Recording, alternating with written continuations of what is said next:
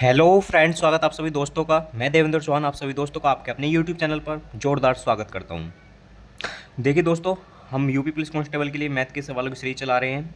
इसी क्रम में दोस्तों हम पहले 3 वीडियो अपलोड कर चुके हैं 18 फरवरी की सेकंड शिफ्ट की, और ये चौथी वीडियो है दोस्तों। इसके बाद भी और वीडियो आएंगी टॉपिक वाइज दोस्तों। जिन जिन टॉपिकों से जिन जिन चैप्टरों से मैथ में सवाल पूछे गए हैं, एक एक दो दो तीन तीन वीडियो में हम उन्हें खत्म करेंगे दोस्तों। तो देखो दोस्तों, पहला सवाल है, और वीडियो स्टार्ट करने से पहले दोस्तों छोटी सी रिक्वेस्ट है, चैनल को सब्सक्राइब, वीडियो को लाइक दोस्तों आप कर सकते हैं अगर आपको वीडियो हेल्पफुल लगती है तो। देखिए दोस्तों क्या कहा है, कौन सी वार्षिक किस्त 12% साधारण ब्याज पर 3 वर्षों में दे रुपये 1260 का कर्ज उतार देगी। तो दोस्तों देखिएगा, किस्त वाला क्वेश्चन है, कैसे करेंगे। आप मान लीजिएगा कि जो हमारी किस्त है वो 100 रुपये है, ठीक है। तो 3 वर्षों की बात हो रही है, तो 3 जगह आप 100 लिख लीजिए, ठीक है। तो पहले वर्ष में क्या होगा दोस्तों, पहले वर्ष में इसमें 12 जुड़ जाएंगे, दूसरे वर्ष में 12 जुड़ जाएंगे, और तीसरे वर्ष में 24 जुड़ जाएंगे। पहले वर्ष में तो दोस्तों 100 की किस्त है, दूसरे वर्ष में 12, और तीसरे वर्ष में 24 ऐड हो जाएंगे। ऐसा ही करना है दोस्तों। क्या करेंगे देखिएगा, तो इसे जोड़ लीजिएगा, 3 वर्षों की बात है, 100, 200, 300, 324, 336। अब दोस्तों ये जो 336 आपका आया है, ये वैल्यू है 1260 की, ठीक है। 336 जो है वो 1260 की वैल्यू है। आपको निकालनी है कौन सी वार्षिक किस्त, तो वार्षिक किस्त तो आपकी 100 है, तो 100 की वैल्यू आपको निकालनी है, ठीक है। ध्यान से देख लीजिएगा। 3 वर्ष की बात हुई तो 3 जगह हमने 100 मान लिया।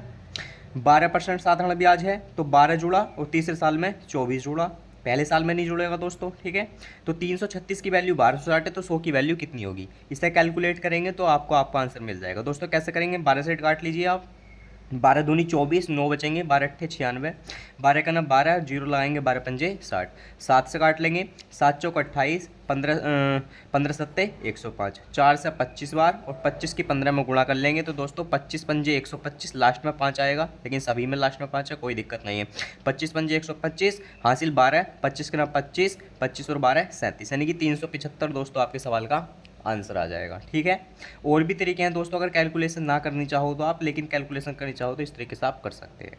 देखिएगा दोस्तों, दूसरा सवाल क्या बोल रहा है, एक आदमी 9 किलोमीटर प्रति घंटा की गति से चलते हुए एक पुल को 15 मिनट में पार करता है, तो पुल की लंबाई बतानी दोस्तों मीटर में, ठीक है। इन चीज़ों पर विशेष ध्यान रखना होता है दोस्तों, मात्रक पे यही गलती होती, ठीक है। आप ऐसे ही कैलकुलेट कर दोगे, आंसर मैच होगा नहीं, ठीक है। तो हमें बतानी है पुल की लंबाई। दोस्तों देखिएगा, लंबाई, लंबाई का मतलब क्या, बेसिकली दूरी, है ना भाई। पुल की लंबाई, लंबाई का मतलब क्या है, बेसिकली दूरी। तो दूरी का मतलब क्या दोस्तों, दूरी का मतलब है चाल गुणा समय। तो 9 किलोमीटर प्रति घंटे की तो उसकी चाल है, लेकिन आंसर आपको मीटर में बताना। तो दोस्तों अगर आपको आंसर मीटर में बताना है तो सभी चीज़ आपको उसी हिसाब से लेनी पड़ेगी। तो चाल जो किलोमीटर प्रति घंटा में है वो भी आपको मीटर प्रति सेकंड में लेनी पड़ेगी, और मीटर प्रति सेकंड में बनाने के लिए आप 5/18 से गुणा करते हैं, ये तो आपको पता ही होगा, ठीक है। तो जो 9 किलोमीटर प्रति घंटा की चाल थी वो आपकी मीटर प्रति सेकंड में बन गई। गुणा समय, समय 15 मिनट है, तो इसे सेकंड में बनाएंगे 60 से गुणा करके, ठीक है भाई। अगर आपको दूरी मीटर में चाहिए, पुल की लंबाई मीटर में चाहिए, तो उसी के हिसाब से मात्रक चेंज करने होंगे ना। किलोमीटर प्रति घंटा की जगह मीटर प्रति सेकंड, अब ये 40 मीटर प्रति सेकंड में बन गई। जो समय मिनट में था अब वो सेकंड में बन गया, बस इसे कैलकुलेट कर लो। 9 दूनी 18, 2 बार कट गया दोस्तों, 2 से काट लेंगे 30 हो गया, बस इसकी गुणा कर लीजिए। देखिएगा कैसे करेंगे, 5 की 30 में 5 तिया 15, यानी कि 150 हो गया, ठीक है। अब 150 का मतलब क्या है, 15 गुणा 10, और 15 की 15 में 15 15 225, जीरो पिक्चर लगी जाएगा, समझ रहे हैं भाई। 5 तिया 15 तो 150 आ गया यो, और गुणा किससे करनी, 15 से करनी, तो 15 15 225 ना हो गया, यो रखा और जीरो पीछे लग गया। तो 2250 मीटर आपके सवाल का आंसर आ गया। तो 2 सवाल हमने दोस्तों कंप्लीट कर लिए हैं, 2 सवाल और बचते हैं दोस्तों, बे देखिएगा उन्हें हम कैसे सॉल्व करते हैं दोस्तों। देखिएगा ये जो है एक हमारा सीरीज से क्वेश्चन है ना, एपी अर्थमेटिक प्रोग्रेशन समांतर सीरीज से क्वेश्चन है, और दूसरा हमारा वर्गों के परिमाप से यानी कि मेंसुरेशन का क्वेश्चन है दोस्तों। तो देखिएगा क्या करते हैं इस सवाल में दोस्तों, देखिएगा 9, 12, 15, 18, डॉट 87, यानी कि आप अंतर देख सकते हैं, 9 और 3 12, और 3 15, और 3 18। तो जैसे दोस्तों आप अंतर देखते हैं तो आपको पता चल जाता है कि जो क्वेश्चन है वो आपका समांतर श्रेणी का है, ठीक है भाई। अंतर समान है, कॉमन डिफरेंस जो होता है वो समान है, तो अगर कॉमन डिफरेंस समान है तो हम देख के बता सकते हैं जो सवाल है वो हमारा समांतर श्रेणी का है। तो आप फॉर्मूला लगा दीजिए दोस्तों। क्या पूछा, बीच में कितने पद हैं, ठीक है। सवाल में पूछा है कि 87 के बीच कितने पद है, तो दोस्तों इसके लिए एक फॉर्मूला होता है L - A/D + 1, ठीक है। एल माइनस ए बटे डी प्लस वन। अब दोस्तों ये क्या चीज़ होती है, एल होता है अंतिम पद, ठीक है, जो एल होता है वो क्या होता है, अंतिम पद, लास्ट वाला। ए क्या होता है, पहला वाला पद, ठीक है।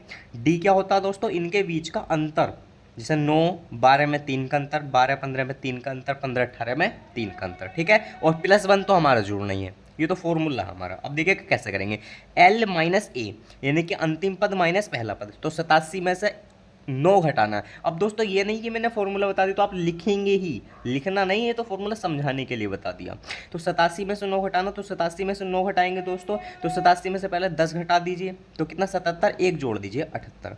यो ये घटाने का अच्छा तरीका, 9 की जगह आप 10 घटा दीजिए प्लस एक जोड़ दीजिए, तो 87 में से 10 घटे 77, एक जोड़ दिए 78 बटे डी, यानी कि कितने का अंतर चल रहा, 3 प्लस 1, तो 26 या 78 होते हैं दोस्तों, 26 या 78, 26 बार कटेगा प्लस 1 27, यानी काटने के बाद 27 हमारा आंसर आ गया। तो दोस्तों 27 हमें लगाना नहीं है, ठीक है। अब देखिएगा कहाँ, उसने कहा है कि बीच में कितने पद हैं, लेकिन यो फॉर्मूला हमें बताता है कि 9 से 87 तक हमारे 27 पद हैं, ठीक है। यो जो 27 हमारा आया है, इसने यो बताया है कि 9 से लगा के 87 तक हमारे टोटल 27 पद हैं, 9 से लगा के 87 तक। लेकिन उसने पूछा बीच में, यानी कि ना 9 लेना ना 87 लेना, इनके बीच में कितने पद हैं दोस्तों, तो बीच में 2 पद घट जाएंगे, एक यो वाला एक यो वाला, इनका आंसर आएगा 25, ठीक है। भाई यो जो फॉर्मूला हमारा बताता है, यो बताता है टोटल पद कि लगातार 9 से 87 तक हमारे 27 पद हैं, लेकिन हमें तो ये बता रहा है इनके बीच में कितने पद हैं, तो बीच का मतलब क्या है, यहाँ न यो लेंगे न यो लेंगे, तो 2 पद घट जाएंगे, 27 में 2 गए 25 पद हमारा आंसर आ जाएगा दोस्तों। देखिएगा लास्ट सवाल, 2 वर्गों के परिमाप 52 सेंटीमीटर है, 20 सेंटीमीटर है, तीसरे वर्ग का परिमाप हमें बताना है, जिसका क्षेत्रफल क्या है दोस्तों, इन दोनों वर्गों के क्षेत्रफलों के अंतर के बराबर है। देखिएगा दोस्तों कई बारी हमें सवाल ही खुद बता देता है कि हमें करना क्या है ना। भाई हमें कैसे पता चले कि हमें क्या चीज़ निकालनी है, अब क्या करना है, तो कौन बताएगा, सवाल बताएगा भाई। देखिएगा तीसरे वर्ग का परिमाप ज्ञात करना दोस्तों। अब तीसरे वर्ग का परिमाप आप कैसे बताओगे, जब आपको साइड पता होगी। भाई परिमाप बताने के लिए भुजा जरूरी है ना, भाई साइड पता होगी तभी तो आप 4 गुणा भुजा कहोगे। भाई परिमाप का मतलब क्या, 4 इंटू साइड, तो साइड तो पता होनी चाहिए। अब साइड कैसे पता चलेगी दोस्तों, इनसे पता चलेगी। देखिएगा कैसे, इन दोनों वर्गों का परिमाप, एक का 52 है एक का 20 है, तो अगर देखिएगा दोस्तों पहले वर्ग का परिमाप 52 है, तो क्या इसकी साइड 13 ना होगी, बताइए। अब मैं लिखने वाला नहीं, बिल्कुल छोटी छोटी चीज़। भाई परिमाप अगर 52 है तो साइड 13 होगी, भाई 13 चौका 52, भाई परिमाप का मतलब क्या, 4 गुणा भुजा।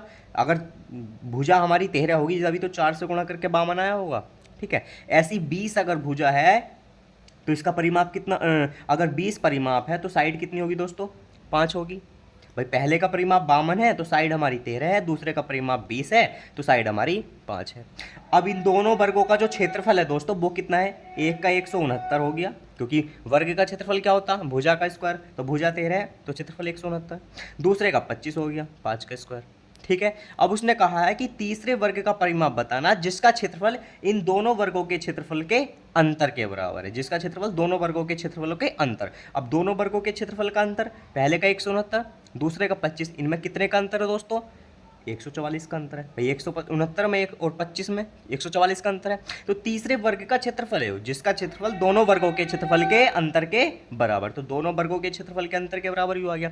तो अगर तीसरे वर्ग का क्षेत्रफल 144 है तो क्या इसकी भुजा 12 ना आ गई, बताइए। भाई 144 क्षेत्रफलों को तो भुजा 12 होगी। अब अगर भुजा 12 है तो इसका परिमाप क्या होगा, 4 इंटू साइड, यानी कि 4 की गुणा हो जाएगी 12 से, तो 12 चौक 48 सेंटीमीटर दोस्तों इसका आंसर आ जाएगा, ठीक है।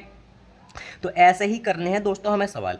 भाई पहले का परिमाप 52 है तो साइड 13 है, परिमाप 20 है तो साइड 5 है, इसका क्षेत्रफल 169 हो गया, इसका 25 हो गया, अंतर कितने का, 144 का। यो ही क्षेत्रफल है तीसरे वाले वर्ग का। अगर तीसरे वर्ग का क्षेत्रफल यो है तो इसकी भुजा 12 होगी, और भुजा 12 है तो परिमाप 12 चौक 48 होगा, क्योंकि हम जानते हैं कि परिमाप क्या होता है, 4 गुणा भुजा। अगर भुजा 12 है तो इसकी 4 से गुणा हो जाएगी, 12 चौक 48। तो थैंक यू दोस्तों, आई होप कि आप सभी दोस्तों की ये अच्छे से समझ में आए होंगे दोस्तों। बिल्कुल धीरे धीरे समझाने का मैंने प्रयास किया है दोस्तों, अच्छे से अच्छे तरीके से। तो देखिए दोस्तों, अगर वीडियो अच्छी लगी है तो अगेन चैनल को सब्सक्राइब, वीडियो को लाइक दोस्तों आप कर सकते हैं। थैंक यू दोस्तों।